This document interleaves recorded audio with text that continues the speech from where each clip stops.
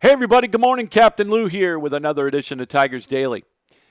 In partnership with the Fan Arch Network, happy Monday, August the 17th, 2026, the start of another week here in the Tiger baseball season.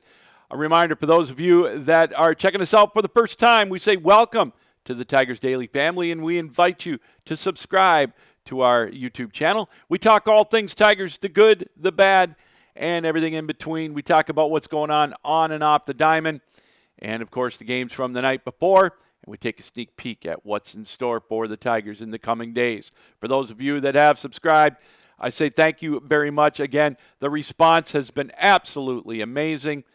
The viewership's off the charts. It just proves one thing, that you and I, this Tiger fan base, we are one of the most passionate fan bases in all of professional sports, let alone Major League Baseball. And so, again, I say thank you and welcome aboard to the Tigers Daily family.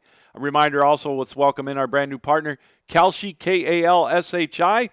For a limited time, download the app on your iPhone or whatever and use the promo code FANARCHBASEBALL, and you'll get $10 when you trade at $10. It's baseball season, obviously. It's the stretch drive, and you can trade every game on Kalshi. All right. Not a happy day in the Tiger clubhouse. They got out of town after being swept by the first-place Chicago White Sox. It was ugly this weekend. There's no other way to put it. It was ugly. The pitching did not show up for the Tigers, obviously.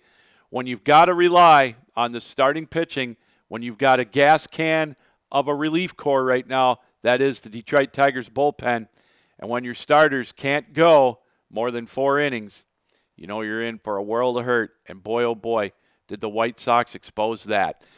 Jackson Jobe on Friday, ugly performance for him. Back down to earth after that brilliant performance coming back from Tommy John surgery. He gave up 6 runs in 3 2/3. Obviously, not a very good outing for him. Kind of almost looked like he may have been tipping some of his pitches, and the White Sox took advantage of it. And then Troy Melton on Saturday, he didn't have his best stuff. You know, he'd been pitching so well for the Tigers all year. You know, obviously their ace right now, that being Troy Melton, he didn't have his best stuff, and he got exposed. And then Drew Anderson, you know, he kept him in the game, but then it was tied when he went out, and the bullpen, again, couldn't hold it. So the White Sox took it to the Tigers. They showed why they're the best team in the American League Central. An opportunity blown, no doubt about it, for the Tigers.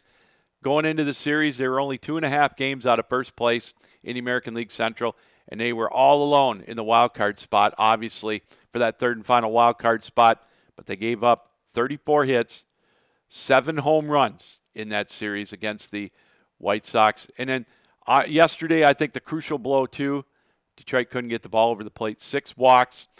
When you do that, it's obviously a recipe for disaster, and that's what the Tigers had. I mean, the Tigers scored 13 runs. 5 on Friday, 5 on Sunday. Usually when you do that, you're going to be able to snag at least one of those games, if not 2.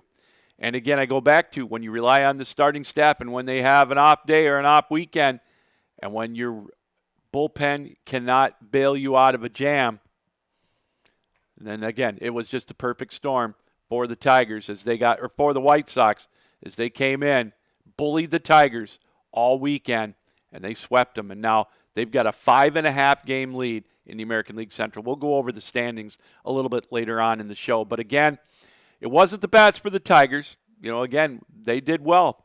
First time the Tigers have been swept in a 3-game series since, yes, May. And yes, it was against these same Chicago White Sox. So not a good sign for the Tigers as they head out of town. They've got 14 games left with the White Sox, Guardians, and with the Twins. And when with the Guardians and the White Sox seemingly having the Tigers' number this year, that's not a good sign. What's your confidence level on this Monday morning in the Tigers? I know there's still a game out of the wild card, but what's your confidence level? Do you have any left in the Tigers potentially sneaking into the playoffs? Are you still disgusted that they traded Skubal and Mize? Well, I'm not happy about it, and I've made it clear. Would they be a better team with them? Of course they would. I'd be naive and stupid to say they wouldn't be a better team with Skubal and Mize. But they're not here anymore. So Detroit's got to make do with what they've got. Am I disappointed in what they did this weekend? Absolutely. But the bullpen's been the bullpen. It's a bullpen that once a starter is pulled, it's a crapshoot. It's not even 50-50 anymore. So, it's obvious that what we've got right now in the bullpen's horrible. And with the Tigers right now, with their starters, they got to be lights out. And when they're not, if they're only average, then it's trouble for the Tigers. The bats are there, the runs are there, but obviously, and I'm not telling you something you don't already know, but I don't know. I'm trying to keep the positive outlook on this, and that is that the American League is so bad right now. As bad as the pitching staff was for the Tigers, as bad as they did, they're still only a game out of a wild card spot in the American League. So it's crazy. So that means that this upcoming road trip is paramount for the Tigers. They've won 7 straight road trips. They've got to make it 9 because you got to think sooner or later one of these teams in this god-awful American League that is fighting for a wild card spot is going to get hot. Yeah, it's just one of them is due. Hopefully it's our Tigers. Did they have their run in June and July where they got back into this playoff hunt? Is that their run? I guess we're going to find out. This week they've got Pittsburgh and they've got Kansas City on the road before just a monumental week the following week when Tampa and the Dodgers come into town. So, again, rough weekend for the Tigers, no doubt about it. Now they've got to put it behind them. They're in Pittsburgh for the first of 3. We'll go through that a little bit later on in the broadcast as well. All right, one of the transactions or one of the moves that the Tigers made over the weekend on Sunday, they brought up Brett Callahan. Now on Friday, we talked about after they brought up Cruz or whatever, who was going to be their next call-up. And I got to give Night Owl his flowers. Night Owl KN6GM. When we asked on Friday who should the Tigers bring up next, he suggested Brett Callahan, and he's right. And what a debut for Callahan. The only thing better he could have done was on that first pitch hit a home run, but he stepped up to the plate. First pitch, got a triple, knocked in a couple of runs, and I thought, how many of you were like me? I thought, all right, maybe this is the momentum turner that Detroit could use. They jumped out to a 3-0 lead, but obviously it wasn't enough as the pitching staff couldn't hold it. Anderson in the bullpen couldn't hold it as Detroit got thumped again, giving up 7 runs. So, wow, but what a performance. What a debut for Brett Callahan. Can't get much better than that, so congratulations to him. Welcome to the big leagues, Mr. Callahan. And so we'll see how long he stays up with the Tigers as they look for answers, to try to get that momentum back now, try to get on back in the winning column. But here's my question to you, and that, of course, is what's next? What should they do now for the bullpen? Is there anybody in Toledo or in Erie that the Tigers can call up to try to give any kind of help in the bullpen or the starting rotation for the Tigers? And the one that I came up with, I looked at it this morning and I looked at it last night, and I was thinking maybe how about Ricky Vanesco from Toledo? He's pitched in Erie and in Toledo this year. With Toledo, he's 4-1 rather, 249 earned run average, 1.29 whip. He's had 4 saves. He's had 8 saves this year. I know that's not a lot, but the way that they manage the pitching staffs in Erie and Toledo, some are starters, some are relief, that's really not that bad. Just kind of, again, we've talked about this on numerous occasions with the Tigers in the minor leagues in general, with their starters, how, they've got, I think, 2 quality starts in all of the minor league system for the Tigers this year. So those numbers, I like his earned run average. I like his whip. And, he's a career minor leaguer. I get it. He hasn't had any major league experience, 27 years old. But the other thing that stood out to me with him is in 320 innings pitched in his minor league career, he's thrown 423 strikeouts, so he's a strikeout pitcher. So why not give him an opportunity? Why not give him a call-up this week? I don't know if they'll make a move. Probably not. Hard to tell. But that's who I would call up. That's who I would give an opportunity. Why not? You can't do any worse right now in this Tiger bullpen. I mean, they're tattered right now. Unreliable. Call it what you will. Horrible. All kinds of adjectives. It's there. And so why not give Ricky Vanesco a chance in the lineup for the Tigers? We'll see if they do call up an arm coming up here in the near future.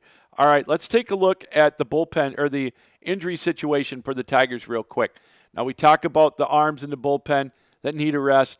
Well, Brant Herter pitched on Friday for the Tigers for the Mud Hens, and it was ugly. He only lasted 2/3 of an innings. He gave up 5 runs, 6 hits, not very good at all. So reportedly his velocity dipped a little bit. So we were kind of hoping that maybe if he had a strong outing or a decent outing in Toledo on Friday, he might get called up in this Pittsburgh series at one point or against Kansas City. He still might. They might think it's a one-off. They might give him one more opportunity in Toledo. Not sure on that. Haven't heard any more on that. Probably will be updated on him a little bit later on today. We'll talk about it tomorrow. Jack Flaherty. This doesn't look good. It doesn't sound good. Now they're saying possibly September. He's increasing his intensity and distance in throwing progression. I don't know what that means. Does that tell me that he's only throwing about 40 feet right now? He's not even throwing 60 feet. It's August 17th. I don't know if you can count on Jack Flaherty back in a Tigers uniform the rest of the year. They could use him. I know he's a little inconsistent, but they could use him definitely in that rotation. So my confidence level on Flaherty being effective or coming back is pretty low, if not non-existent right now. So not very good news there in my opinion. River Ryan, A.J. Hinch talked about him on Friday. He was pretty excited about what he's hearing about him. His velocity is back up in the upper 90s. He's still doing his rehab stint with Toledo.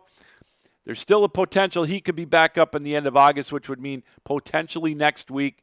Wouldn't that be something if they called him up in that Dodgers series? I don't know if that's being wishful thinking. I would love to see it, just, to see what he's got. The Tigers more than likely will still be within an earshot of a wild card spot. So that's the update on River Ryan. And some of the other ones, Riley Green, he's in Lakeland right now doing his rehab stint. He's eligible to come off the disabled list on the 22nd. We'll see if he indeed does that. And he's back, next weekend against Kansas City, or back for that homestand against Tampa and the Dodgers. Kerry Carpenter, here's another one. They're saying late August. That's his target date right now with his plantar fasciitis. He's completing a return to play, hitting, running, and defensive progression. Sounds like to me he's going to get a couple of rehab games down in the minor leagues. Not sure where. James Outman, sounds like he'll be back later on in the week. If he's back, do they send Callahan down? Do they send somebody else down? Who knows? And Wencel Perez, we talked about it, how he was pulled from his rehab game, still having vision issues after that freak accident with the weight band. So not sure when he's going to be back. He's got the TBD on there. So who knows when and if some of these guys are going to be back for the Tigers at the major league level. It's going to be very difficult to tell on that right now. So we got to ride the Rapids with what we got right now as the Tigers go to Pittsburgh and they go to Kansas City for a 6-game road stand and must-win games for the Tigers coming up. All right. Before we get into that, a reminder that we've got our brand new partner here on Tigers Daily, and that is Kalshi, Kalshi. Use the promo code when you download the Kalshi app, FanArch Baseball, and when you trade $10, you get $10 in return. You can trade on today's game. Right now, Detroit is 49.3%, which means that they are a slight underdog in this game at Pittsburgh. So when you trade $10, your return on investment would be $20.51. Now, one thing to remember with Kalshi is you're not betting against the house. You're trading amongst your peers. And so what that means, if the percentages fluctuate or whatever, you can trade it away. You can decide you don't want it anymore, and you can trade it back whenever you want. And you can either cut your losses or take your win right there even before the game starts. So that's Kalshi. Baseball season's upon us, and that means you can trade every game on Kalshi. Kalshi. And again, a reminder, when you download the app, use the promo code FanArchBaseball, and you'll get $10 off. Or you'll get $10 when you trade $10 as well. All right, we talked about it. The 3-game set for the Tigers is upon us. Kansas City is in town. I beg your pardon, Detroit's, I don't know what I'm thinking about, Kansas City in town. Detroit on the road in Pittsburgh for the first of 3. Now, we talked about this last week. We thought that we weren't going to see Paul Skeens. Well, the Pirates updated the rotation. Detroit's going to see Skeens on Wednesday afternoon in the series finale. Tonight it's going to be Framber Valdez against Mazinski, and then on Tuesday, Kiter Montero against Ashcraft. Ashcraft, we all know what he did in his last outing. We talked about it last week. He pitched a complete game, as rare as that is in Major League Baseball. So he's coming off of 85-pitch complete game performance, gave up 1 run. We'll see what he does against these Tigers bats. And then on Wednesday, it's going to be Jackson Jobe trying to get back after that rough outing on Friday against the White Sox. He's going to pitch in the series finale against Paul Skeens. So those are that's the pitching matchups for the Tigers this week at Pittsburgh. And then they go to Kansas City on Friday. Troy Melton against Cameron. Anderson against Waka on Saturday. And then Framber Valdez, who's pitching tonight. He'll pitch on Sunday in the series finale against Lynch. So that's your setup for this week's games. Most importantly right now, the focus obviously is on Pittsburgh. And tonight it's going to be Framber Valdez at 7 o'clock Eastern time against Mazinski. And so we'll keep an eye on that. Let's see if the Tigers can turn it around. Try to get back on the winning track again. Just 1 game out of a wild card spot. All right, let's take a look, as we mentioned, like we always like to do it towards the end here. Let's take a look at the standings in Major League Baseball. And in the American League East right now, the Tampa Bay Rays, they've got a 5.5 game lead over the Yankees. The Rays, after winning 9 straight, now they've dropped 3 in a row. Their lead is at 5.5 over the Yankees, 8.5 over the Red Sox. We talked about it in the Central. Chicago, with that sweep of Detroit, they've opened up a 5.5 game lead over the Tigers, 5 and 6 over the Twins and the Guardians. That's how pathetic it is. Even though Detroit is swept, they're still ahead of the Guardians and the Twins. And in the West, the Astros, they've lost 2 straight. They've got a 2-game lead over the Rangers. The Rangers, of course, holding that final wild card spot. Or I beg your pardon, Baltimore is holding that wild card spot. The Mariners are 4 back. And in the National League East, the Braves, their lead now 7.5 over the Phillies, 10.5 over the Marlins. The Brewers winning 3 out of 4 from the Dodgers this past weekend in L.A., bumped their lead back up to 5 over the Cubs in the Central. And the Dodgers, their lead now is down to 7 over the Padres and 8 over the Diamondbacks. And in the wild card spot for the Tigers, they are now just a game out. The Orioles hold that final wild card spot in the American League. Texas a half game back. The Blue Jays and the Tigers are a game out. The Twins and the Guardians are a game and a half out. The Mariners are 2.5 out. So again, 7 teams battling for that final wild card spot in the American. It's going to go right down to the last day. There's no doubt about it. Are the Tigers going to be one of those teams that's going to be fighting right through to the last series when they host the Pittsburgh Pirates? Who knows? But anything's possible in this pathetic and wild American League wild card chase. And then in the National League, the Cubs hold the top spot. Then the Phillies and the Padres are tied for the second and third wild card spot, a game up on the Diamondbacks and 3 on the Marlins. All right, let's take a look at some other numbers for the Tigers. The magic number. I never thought I would say this. I saw this yesterday. I just had to bring it up. And I know it's wishful thinking.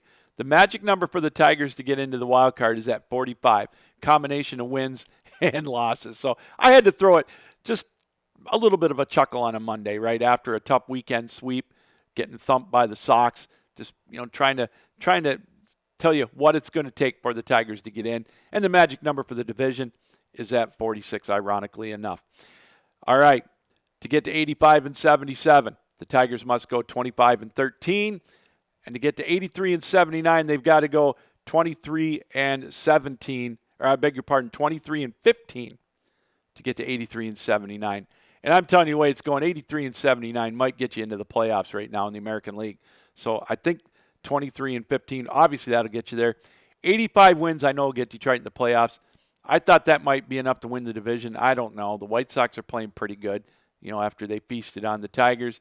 That cushion now up to 5.5 games. All right. Before we go into the comments, over the weekend, Tommy John passed away. Now, we talked about earlier how Jackson Jobe is coming back from Tommy John surgery. Of course, that's elbow surgery, UCL surgery. He got that back in the 70s. For those of you that don't know, he was one of the first ones to successfully have that surgery and come back to Major League Baseball. He pitched 26 years in the major leagues, and he not in the Hall of Fame. I mean, his numbers were very good. I'm surprised he's not in the Hall of Fame. But again, the number that stands out to me is 26 years he pitched in Major League Baseball. That only surpassed by Nolan Ryan, who pitched 27. Now, I don't know if we'll see another ball player pitch 26 seasons. I think it's possible. The only reason I say that is because the pitchers nowadays, the starters especially, they don't go 8 innings. They don't barely go 7 innings. So, with that, they're not as taxed. Their arms aren't as taxed like they used to be. And also, the way the money is thrown around right now in professional sports, I wouldn't put it past anybody not to go, 26, 27 years. If they can latch onto a team for $5 million a year, why not? But that is, Tommy John passed away at the age of 83. And the other interesting number that I saw yesterday, 37% of all active Major League pitchers have had Tommy John surgery. And, the last thing on that is the amount of high school kids now that get it is absolutely amazing. I think it's crazy, and the number of parents that want their kids to have that surgery, to me, is mind-boggling. But, again, Tommy John passed away over the weekend at the age of 83. All right, let's take a look at some of your comments from over the weekend. Dylan Dingler, we talked about it. We were talking about that, how he was watching some of those pitches. And, yeah, it was a little surprising on that over the weekend in that game against the White Sox. He's definitely struggling. Hopefully he can get it turned around real soon. Victor David, 1165, asked, what's the deal with Verlander? I don't know. I could take a quick look at the injury report. I've got it right here. Let's see what they have on Verlander. The latest that I heard on Justin Verlander, let's see, is that he's playing catch off a bullpen mound. That doesn't sound very good. It doesn't sound like he's coming back. I don't know if you'll see Verlander or Flaherty, as I mentioned earlier, in that matter, in a Tiger uniform for the rest of the year. And a couple of the other comments. And again, enough talk about Scuba. Let's turn the page and support the players that are playing here. That being from DCAT 1063. I agree. And again, like I said earlier, I'd be naive and foolish to say they wouldn't be better with them, but he's not here. We've got to try to figure out a way now as a Tiger team, and the fan base too, to try to figure out a way to get these Tigers somehow over the hump to get back to the playoffs. We don't have them. So,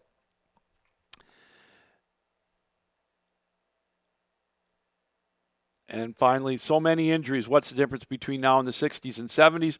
Pitching can be explained, but what's the problems across the board? Glad to see Jake Rogers find a home. Wish the guy well. That from Virgil Green, 3108. Yeah, I mean, I don't know. I mean, you could say that about all the professional sports. Injuries seem to add up more. I don't know what that is, but again, hopefully we can stem the tide on some of those injuries as well. All right, that's going to do it. The Tigers are in Pittsburgh for a 3-game set with the Pittsburgh Pirates. This is a must series. Obviously, we talked about it. I think it would behoove the Tigers. Obviously, it'd be great to see them go 5-1 on this 6-game road trip. That might be too much to ask, but I think the Tigers are going to have to win at least both series, go 4-2 on this road trip. All right, we'll be back tomorrow with another edition of Tigers Daily. Until then, Captain Lou saying keep your heads up, keep your sticks down, keep your feet moving, and as always, keep your minds open. So long.